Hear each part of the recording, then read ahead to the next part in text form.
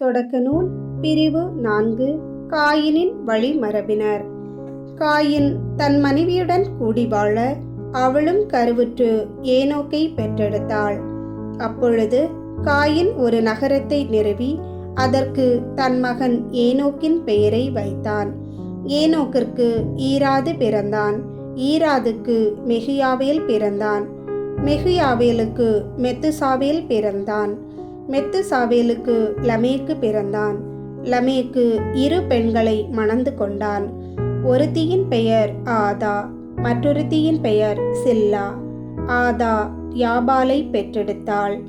இவன்தான் ஆடு மாடு மேய்த்து கூடாரத்தில் வாழும் மக்களின் தந்தை. அவன் சகோதரன் பெயர் யூபால். இவன்தான் யாழ் மீட்டுவோர், குழல் ஊதுவோர் ஆகியோர் அனைவரின் தந்தை. சில்லா தூபால் காயினை பெற்றெடுத்தாள். இவன் வெண்கலத்தாலும் இரும்பாலும் எல்லா விதமான கருவிகள் செய்யும் கொல்லன் ஆனான். தூபால் காயினுக்கு நாகமா என்ற சகோதரி இருந்தாள். லமேக்கு தன் மனைவியரிடம், ஆதா, செல்லா, நான் சொல்வதை கவனியுங்கள்.